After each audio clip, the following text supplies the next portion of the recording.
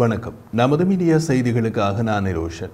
8 மேம்பட்ட ஹேங்கோர் கிளாஸ் சீன நீர்மூழ்கி கப்பல்களில் முதலாவது கப்பல் பாகிஸ்தானுக்கு கொடுக்கப்பட்டது பற்றி நமது மீடியா யூடியூப் சேனலில் காணொலி ஒன்றை நேற்று வெளியிட்டிருந்தோம். அதை பார்க்க தவறியவர்கள் முடிந்தால் முதலில் அதை பார்த்துவிட்டு இதை பார்க்கவும். அப்போது இதில் கூறப்படும் விஷயங்கள் மிக தெளிவாக புரியும். ஹேங்கோர் கிளாஸ் சீன நீர்மூழ்கி கப்பல்களின் சீன தயாரிப்பு என்ஜின் அந்த கப்பலுக்கு பாதகமாக அம்சம் என்று நேற்று வெளியிட்ட காணொலியில் தெரிவித்திருந்தோம். சரி, இதில் பாகிஸ்தான் கடற்படைக்கு சாதகமான அம்சம் என்ன? இந்திய பெருங்கடல் மற்றும் அரேபிய கடலில் பாகிஸ்தான் கடற்படைக்கு ஹேங்கோர் கிளாஸ் சீன நீர்மூழ்கி கப்பல்கள் ஒரு மூலோபாய விளிம்பை கொடுக்கிறது என்று ஆய்வாளர்கள் மற்றும் முன்னாள் இந்திய ராணுவ அதிகாரிகள் எச்சரிக்கிறார்கள்.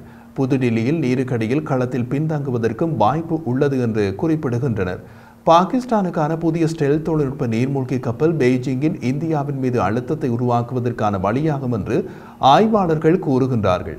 இது இந்தியாவை அதன் கடற்படை திறன்களை, முக்கியமாக நீர்மூழ்கி கப்பல் திறன்களை அதிகரிக்க தூண்டும் என்று எதிர்பார்க்கப்படுகிறது. ஆய்வாளர்களின் கூற்றுப்படி ஹேங்கோர் வகுப்பு நீர்மூழ்கி கப்பல்கள் காற்று சுதந்திர உந்துதல், IAP மற்றும் புதிய சென்சார்கள் போன்ற மேம்பட்ட தொழில்நுட்பத்தை கொண்டுள்ளன.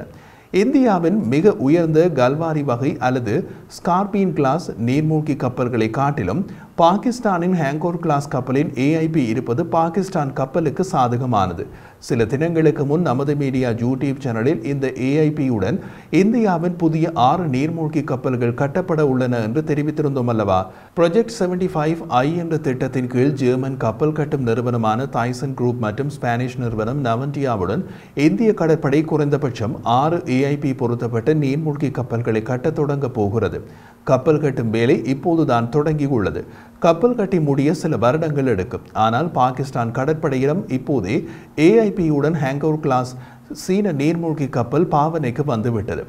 இந்திய கடற்படையின் முன்னாள் தளபதி அட்மிரல் அருண் பிரகாஷ் சமீபத்தில் கொடுத்த பேட்டியில் இந்தியாவின் நீர்மூழ்கி கப்பல்கள் எதுவும் AIP தொழில்நுட்பத்துடன் பொருத்தப்படவில்லை என்பதால் பாகிஸ்தானின் AIP உடன் டீசல் நீர்மூழ்கி கப்பல்கள் அல்லது வழக்கமான நீர்மூழ்கி கப்பல்கள் பெரிய விளிம்பை கொண்டுள்ளன என்றார்.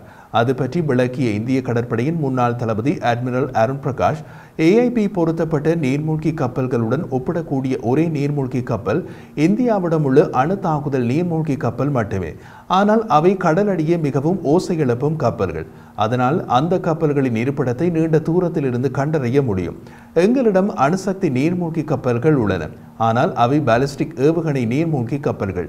நாங்கள் அணு ஆயுத தாக்குதல் நடத்தும் வரை அவை வழக்கமான கடல் நடவடிக்கைகளுக்காக அல்ல. ஹேங்கோர் கிளாஸ் கப்பல்கள் AIP பொருத்தப்பட்டிருப்பதால் நீருக்கடியில் சகிப்புத்தன்மையை அதிக திறன் கொண்டவை. AIP இருப்பதால் அவை 10 முதல் 14 நாட்கள் வரை நீரில் மூழ்கி இருக்க முடியும். இது மற்ற டீசல் வகை கப்பல்களின் வழக்கமான 48 மணி நேர சகிப்புத்தன்மையினை விட அதிகமாக இருக்கும். இந்தியா 16 வழக்கமான நீர்மூழ்கி கப்பல்களை வைத்திருந்தாலும் 6 மட்டுமே வேலை செய்யக்கூடியவை என்றும் எஞ்சியவை அவற்றின் பணி நீக்கம் தேதியை நெருங்கி வருவதாகவும் சமீபத்தில் கூறியது. மறுபுறம் 8 ஹேங்கோர் கிளாஸ் நீர்மூழ்கி கப்பல்களை சேர்த்தால் பாகிஸ்தானின் AIP பொருத்தப்பட்ட நீர்மூழ்கி கப்பல்களின் மொத்த பலம் 11ஐ எட்டும். பாகிஸ்தான் ஏற்கனவே 2008ஆம் ஆண்டில் அதன் 3 அகோஸ்டா 90B நீர்மூழ்கி கப்பல்களின் பிரெஞ்சு AIP அமைப்பை நிறுவியது. AIP அமைப்பை அதன் தற்போதைய கப்பல்களில் மறுசீரமைப்பது அல்லது இன்னமும் வரவிருக்கும் புதிய வகை நீர்மூழ்கி கப்பல்களில் அதை நிறுவுவது குறித்தும் இந்தியா பரிசீலித்து வருவதாக பிரகாஷ் கூறினார். இந்தியாவில் AIP நீர்மூழ்கி கப்பல்கள் இருப்பதற்கு இன்னமும் 7 முதல் 10 வருடங்கள் ஆகும் என்றும் அவர் மதிப்பிட்டார். இது குறித்து இந்திய கடற்படையின் முன்னாள் அதிகாரி கமடோர் C. உதய் பாஸ்கர் கூறிய போது, சீனாவிடமிருந்து AIP உடன் கூடிய நீர்மூழ்கி கப்பல்களை பாகிஸ்தான் பெறுவது இந்திய பாதுகாப்பு திட்டமிடுபவர்களுக்கு கணிசமான அழுத்தத்தை கொடுத்திருக்கிறது.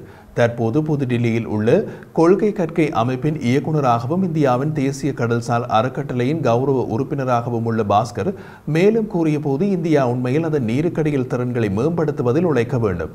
இது மிக மிக முக்கியமானது என்று எச்சரித்தார்.